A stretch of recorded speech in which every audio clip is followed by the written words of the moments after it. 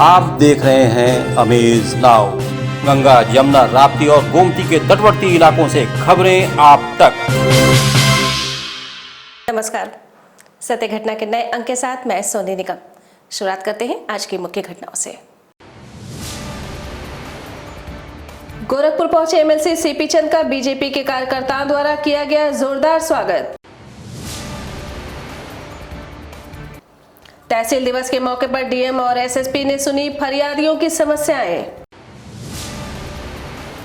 केंद्रीय सड़क परिवहन एवं राज्य मंत्री ने कपिलवस्तु महोत्सव का किया शुभारंभ।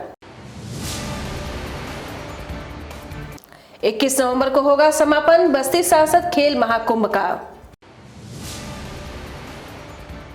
और छटनी हुए कर्मचारियों को बहाल करने की मांग को लेकर सिंचाई विभाग गंडक कार्यालय के मुख्य द्वार पर हुआ प्रदर्शन। अब सत्य घटना विस्तार।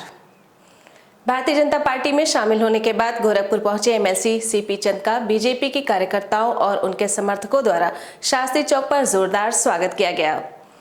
इस मौके पर मीडिया से बात करते हुए एमएलसी सीपी चंद ने बताया कि पार्टी के हित में काम करना मेरी पहली प्राथमिकता होगी। इसके साथ ही उन्होंने चुनाव लड़ने के सवाल पर कहा कि ये निर्णय पार्टी करेगी।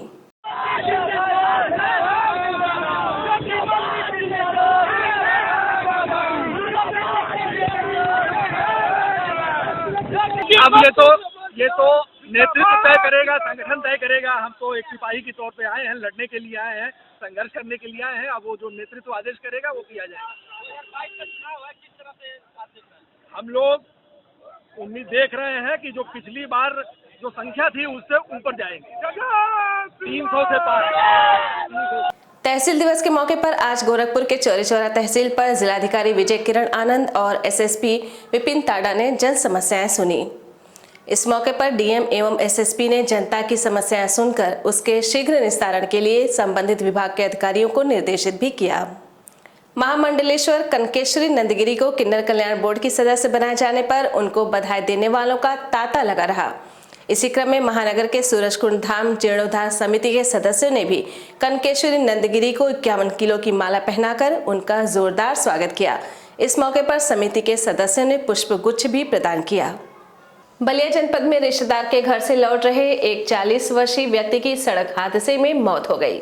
जानकारी के मुताबिक जनपद के मनियर थाना क्षेत्र स्थित रामपुर पूर्वी गांव के रहने वाले मुन्ना राजभर अपने रिश्तेदार से मिलने बांसडीह गए थे, जिनका आते वक्त आदर पेट्रोल पंप के समीप एक्सीडेंट हो गया, जिसके बाद आसपास के कुछ लोगों ने उन्हें घायल अवस्था में जिला अस्पताल पहुंचा दिया, जिसके बाद चिकित्सकों ने उन्हें मऊ रेफर कर दिया, जहां उनकी इलाज के दौरान मौत हो गई। आपको बता दें कि मृतक 5 बच्चों का पिता था, जिसकी मृत्यु के बाद बच्चों का रो रो कर बुरा हाल हो गया है।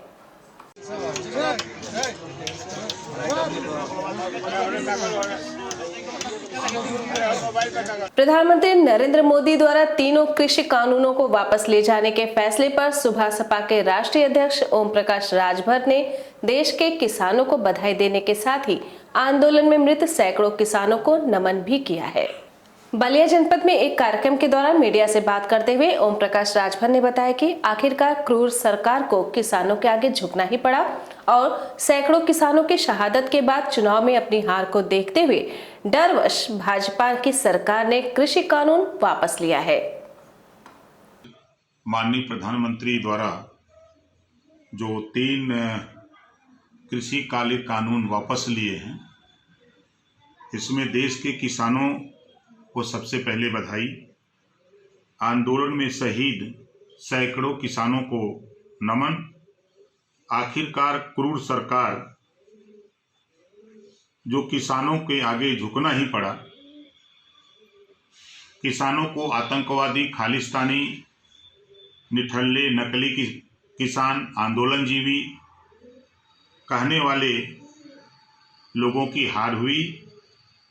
सैकड़ों किसानों की शहादत के बाद चुनावों में अपनी हार को देखते हुए, हार की डर से कृषि कानून वापस जो लिया है, अडानी और अंबानी को लाभ पहुंचाने का जो बीड़ा उठाया था, किसानों के सामने सरकार को झुकना पड़ा।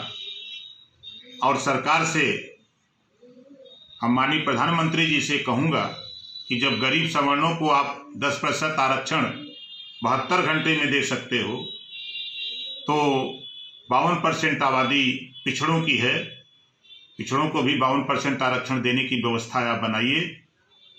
देश में जातिवार जनगणना कराने की व्यवस्था पिछड़ों के लिए बनाइए। पिछड़ों के साथ धोखा क्यों करते हैं? 52% आबादी है, यही सरकार बनाता और बिगाड़ता है। आप प्रदेश में महंगाई से, देश में महंगाई से निजात कैसे मिले, देश की जनता को इसके विषय में कानून बनाइए। बस्ती मंडल के सिद्धार्थनगर जिले में कपिलवस्तु महोत्सव में शामिल होने जा रहे केंद्रीय राज्य मंत्री जनरल वीके सिंह ने बस्ती में सरकार द्वारा कृषि कानून वापस लिए जाने पर अपनी प्रतिक्रिया व्यक्त की है। मीडिया के सामने अपनी प्रतिक्रिया व्यक्त करते हुए जनरल वीके सिंह ने कहा कि कृषि कानून किसानों के फायदे के लिए था, जिस पर राजनीति ज्यादा की गई। आज तक किसी सरकार ने ऐसे कानून को वापस नहीं लिया है। ये तो मोदी जी की सरकार है, जिन्होंने कहा कि ठीक है, अगर आप इस कानून को और इसके फायदे को समझ नहीं पा रहे हैं तो हम इसे वापस ले रहे हैं। तो वहीं उन्होंने ओवैसी द्वारा CAA की वापसी के बयान पर पलटवार करते हुए कहा कि ओवैसी साहब खेती नहीं करते, जो खेती नहीं करता वो खेती समझता भी नहीं है। जैसा कि प्रधानमंत्री जी ने कल कहा, कृषकों की अगर खुशहाली देखने का किसी सरकार ने प्रयास किया है तो नरेंद्र मोदी जी की सरकार ने किया है। चाहे मामला हो भूमि परीक्षण का, चाहे मामला हो नीम कोटेड यूरिया का, चाहे मामला हो कैसे खेती की पैदावार बढ़ाई जाए ताकि उसको फ़ायदा हो, कैसे स्वामीनाथन कमेटी लागू की जाए जो उसकी एक सिफारिश थी MSP के लिए कि 1.5 गुना होना चाहिए, लागू होगा। और उसके बाद ये भी कहा कि ये आगे से बदली नहीं जाएगी। किसान मानधन योजना हो, किसान की पेंशन हो, ये कहाँ किस सरकार ने आज तक सोचा था? ये कानून भी बहुत किसानों के फायदे के लिए थे और खासकर छोटे किसान के फायदे के लिए, लेकिन राजनीति शायद इसके ऊपर अधिक हुई और इसलिए क्योंकि वो नहीं चाहते कि किसानों को जो लोग बहका रहे हैं वो किसानों को ऐसा लगे कि वो किसानों के हित में नहीं। उन्होंने आज तक किसी सरकार ने ऐसे कानून वापस नहीं लिया, लेकिन ये माननीय नरेंद्र मोदी जी की सरकार है और मोदी जी हैं जिन्होंने कहा कि ठीक है, अगर आप इस कानून को नहीं समझ रहे हो, इसका फायदा नहीं समझ रहे हो, तो हम वापस ले लेंगे।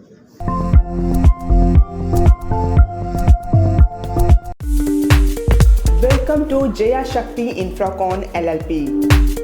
5 अलग अलग साइट्स चल रहे हैं गोरखपुर और बस्ती जनपद में। हर प्रोजेक्ट पर पाएं कम दाम में प्लॉट या बनवाएं अपने सपनों का आशियाना। Ayush gold city, Sunauli road, Gorakhpur. Ayush residency, Karjaha, Gorakhpur. Ayush smart city, Sonbarsa, Gorakhpur. Ayush global city, Madapar, Gorakhpur. Ayush green city, Parsa Jafar, Basti. हर प्लॉट की रजिस्ट्री पर मिलेगा सोने का एक सिक्का। हम उन सभी लोगों का धन्यवाद ज्ञापित करना चाह रहे हैं। हमारा एक निर्णय जया शक्ति के द्वारा लिया गया है कि अब आगे जो भी रजिस्ट्री होंगी उसमें सोने का सिक्का उपहार स्वरूप दिया जाएगा। नमस्कार, हम जया शक्ति इंफ्राकॉन से के माध्यम से जमीन का कारोबार करते आ रहे हैं पिछले कई वर्षों से। मौजूदा समय में हमारे 5 प्रोजेक्ट इस समय चल रहे हैं। पहला आयुष गोल्ड सिटी मानीराम सन 2016 से, आयुष रेजिडेंसी सन 2019 से रामनगर करझा में चल रहा है। तीसरा साइट मेरा माड़ापार में चल रहा है जो सन 2020 में हम लोग चालू किए हैं। चौथा साइट हमारा सोनबरसा में चल रहा है जो 2021 में मार्च में हम लोग चालू किए हैं। एवं एक साइट मेरी हमारी है बस्ती में जो अभी तत्काल चालू किया गया है। परसा जाफर में स्थित है, उसका नाम आयुष ग्रीन सिटी रखा गया है। हमारा प्रयास है कि हर आय वर्ग को आवास उपलब्ध कराया जाए। आयुष सिटी का सपना सबके पास हो घर अपना। संत कबीरनगर जिले में बीडीओ की मनमानी से तंग आकर ग्राम प्रधानों ने सामूहिक रूप से मनरेगा के कार्यों का बहिष्कार कर दिया। आपको बता दें कि जनपद के बघौली ब्लॉक के ग्राम प्रधान संघ के अध्यक्ष सत्यपाल यादव के नेतृत्व में आज दूसरे दिन दर्जनों ग्राम प्रधान ब्लॉक परिसर में एकत्रित हुए और बीडीओ के खिलाफ नारेबाजी करते हुए ब्लॉक परिसर में मौजूद सभी कार्यालयों को बंद करा दिया और सामूहिक रूप से मनरेगा के तहत चल रहे कार्यों का बहिष्कार करने की घोषणा कर दी है। मीडिया से बात करते हुए ग्राम प्रधान प्रतिनिधि सत्यपाल यादव ने बताया कि बीडीओ की तरफ से मनमानी करने के साथ ही प्रधानों के साथ अच्छा व्यवहार नहीं किया जाता है, जिसकी वजह से प्रधानों में नाराजगी है। तो वहीं सपा नेता जयराम पांडे ने कहा कि बघौली विकास खंड के नवनिर्वाचित ग्राम प्रधान खंड विकास अधिकारी के भ्रष्ट नीतियों से परेशान हो चुके हैं। जो यहाँ के वीडियो का मनमानी रवैया अपनाकर बैठे हुए हैं, अगर इनका रवैया हमारे जिले के जिलाधिकारी अगर नहीं मानते हैं तो हम लोग यह 4 दिन नहीं नियमित 5 साल के लिए धरना प्रदर्शन करने के लिए तैयार है। जब तक प्रधान संघ अपनी मांग नहीं मान लेती है तब तक हम लोग धरना प्रदर्शन करने के लिए तैयार है। देखा कि प्रधानों की मांग को सुनने वाला कोई अधिकारी नहीं है। अभी मैंने जिलाधिकारी महोदया को मैंने टेलीफोन करके अवगत कराया है कि इनकी मांगे मानी जाए, और उन्होंने उनके स्तर के डीसी मनरेगा ने बताया कि शुक्ला जी जो पीडी हैं वो जा रहे हैं, आज समाधान कराएंगे। तो मैं जिलाधिकारी महोदया से ये अवगत करा था क्यों अभी तो तमाम प्रधान हमारे पास बेलहर के भी आए थे, बेलहर का भी चार्ज इसी एसडीएम पीसीएस अधिकारी को मिला है, वहाँ के लोग भी पीड़ित हैं। तो या तो ये पीड़ित कराया जा रहा है, आखिर क्या कारण है कि आज तक ऐसा नहीं हुआ। और आज 2 ब्लॉकों में ऐसे अधिकारी को चार्ज दे करके और मजदूरों को भूखों के बिना मारा जा रहा है। ये सरकार क्या, ये हमारे जिले के अधिकारी क्या चाह रहे हैं। बस्ती जनपद में हो रहे सांसद खेल महाकुंभ का समापन आगामी 21 नवंबर को केंद्रीय मंत्री अनुराग ठाकुर वर्चुअल रूप से करेंगे। जनपद के शहीद सत्यवान स्टेडियम में समापन कार्यक्रम के दौरान देश के जाने माने कवि डॉक्टर कुमार विश्वास भी मौजूद रहेंगे। इस संदर्भ में सांसद हरीश द्विवेदी ने बताया कि सांसद खेल महाकुंभ में आज सभी खेलों का फाइनल होगा, जिसमें जीतने वाले खिलाड़ियों को समापन कार्यक्रम के दौरान पुरस्कृत किया जाएगा। सांसद कुंभ का कल समापन है, आज क्या क्या कार्यक्रम है, किस तरीके से? देखिए, सारी प्रतियोगिताओं का समापन आज हो जाएगा जी। आज कबड्डी की प्रतियोगिताएं हुई हैं, फाइनल वॉलीबॉल चल रहा है, और शाम को काव्य, गीत, डांस और भाषण प्रतियोगिता का फाइनल है। तो आज सारी जितनी प्रतियोगिताएं हमने आयोजित की थी, जितने खेल आयोजित किए गए थे, उनका सब समापन आज होगा और कल उसका पुरस्कार वितरण होगा। वहीं इस खेल महाकुंभ में मंगल सिंह भी कौतूहल का विषय बना हुआ है। हम बात कर रहे हैं लंगूर बंदर की, जिसका नाम मंगल सिंह है। इसकी टीम में 3 और लंगूर बंदर शामिल हैं। लखनऊ के रहने वाले फरियाद इनके मास्टर हैं। आपको बता दें कि खेल महाकुंभ शुरू होते ही बड़ी संख्या में लाल बंदर बैनर, पोस्टर फाड़ने के साथ ही खिलाड़ियों की टिफिन, कपड़े लेकर भाग जा रहे हैं, जिससे निपटने के लिए मंगल सिंह को बुलाया गया था। आपका फरियाद, आप यहाँ मतलब ये सांसद खेल महाकुंभ में आए, क्या मतलब क्या कर रहे हैं, क्या ड्यूटी? हम सांसद कुंभ में बुलाया गया है, कमल भैया ने, टेंट वाले ने। तो ये फील्ड में बंदर आते हैं, खासकर योगीनाथ भैया लोग आ रहे थे, योगी भैया आ रहे थे, मतलब परेशानी ना हो किसी चीज़ को। अच्छा, आराम से खेल हो सके। तो इन बंदरों का क्या काम है? बंदरों का काम यही है कि यहाँ लाल बंदर आते हैं, उनको ये यहाँ पे ये रहते हैं, तो ये सुरक्षा करते हैं फील्ड में रह के, उनको खाना पीना, रोटी पानी सब मिलता है। कुंभ चल रहा है, यहाँ लाल बंदरों का आतंक था, तो आप लोग किस तरह मैनेज किए हैं खेल ताकि अच्छे से रहे? जी, आप ये देख रहे हैं, ये हमारे मंगल जी हैं, उनकी पूरी टीम है, और जो इस टेंट के मालिक हैं कमल सेन जी, उन्होंने ये जो आप देख रहे होंगे पूरे ग्राउंड में जो सीलिंग लगी हुई है टेंट की, लाल बंदर इसको फाड़ देते थे, और जब से ये मंगल की पूरी टीम आई हुई है तब से यहाँ सुरक्षित है, और लाल बंदर यहाँ देखेंगे आप दूर दूर तक कहीं उनका नामो निशान नहीं है। बस्ती जनपद के चारों तहसीलों पर आज संपूर्ण समाधान दिवस का आयोजन किया गया। इसी क्रम में बस्ती सदर तहसील पर डीएम सौम्या अग्रवाल और एसपी आशीष श्रीवास्तव समेत सभी विभागों के अधिकारी मौजूद रहे। डीएम सौम्या अग्रवाल ने बताया कि अब तक 98 मामले आए हैं, जिनमें से 20 का मौके पर निस्तारण कर दिया गया है। बाकी मामलों के निस्तारण के लिए टीमों का गठन किया गया है। जो संपूर्ण समाधान दिवस में अब तक 98 मामले आ चुके हैं। एवं लगभग 20 मामलों का निस्तारण जो है वो किया जाता है। जो बार-बार निस्तारण नहीं होता, नहीं, विशेष रूप से ऐसे मामलों के संबंध में हम लोग के द्वारा राजस्व की टीम बनाई गई है और सख्त निर्देश दिए गए हैं और अमूमन ऐसे मामले बार-बार जो रिपीट होते हैं वो न्यायालय से संबंधित ही मामले रिपीट होते हैं और जो छोटे जो मतलब ऐसे तात्कालिक हल होने वाले मामले होते हैं वो देखा जाता है कि वो हल भी हो जाते हैं।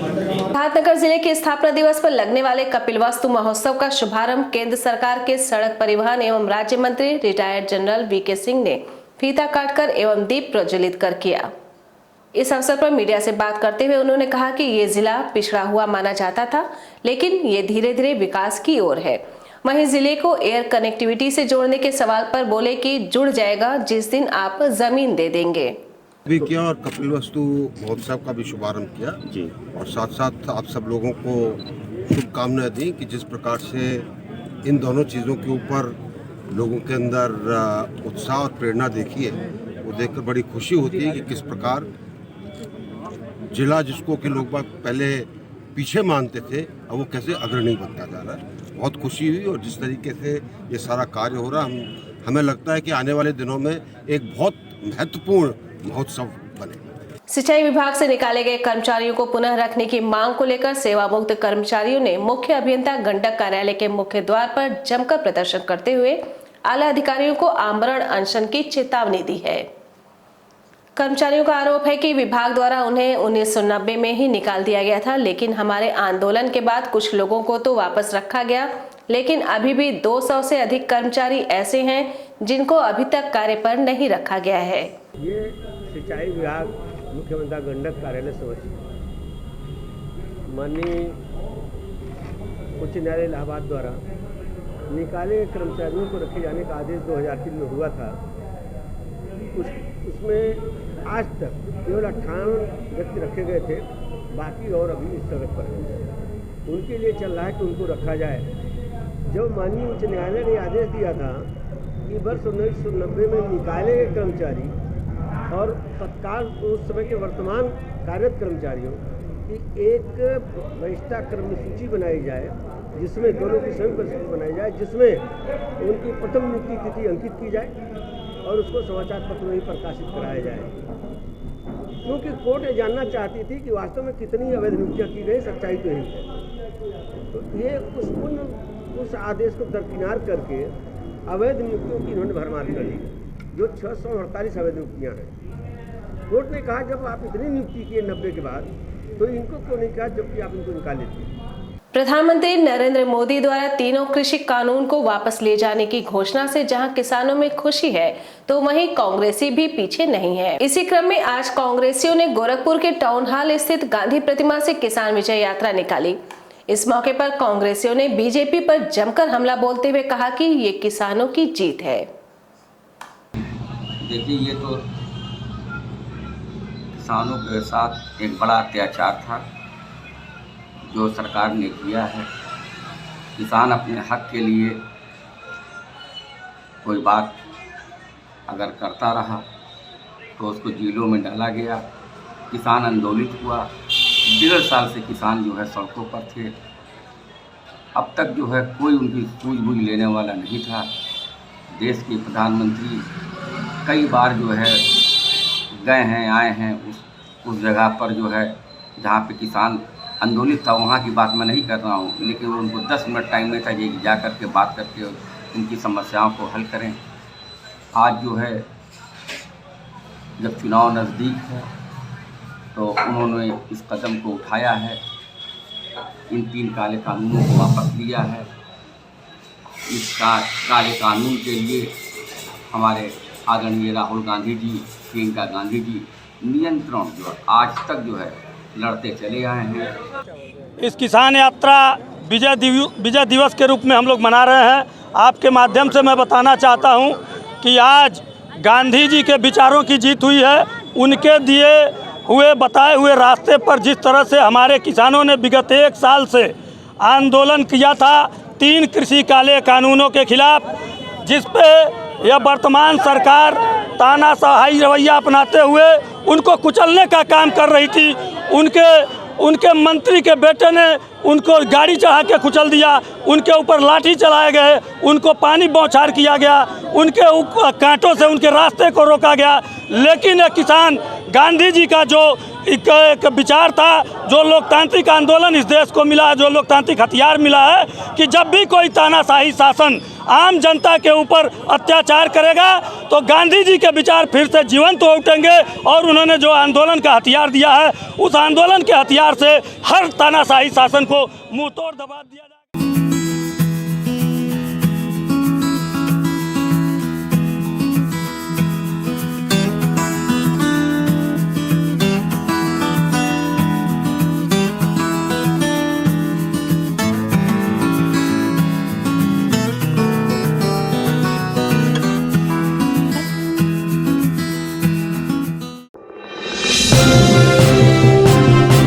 आप देख रहे हैं अमेज नाउ। गंगा, यमुना, राप्ती और गोमती के तटवर्ती इलाकों से खबरें आप तक।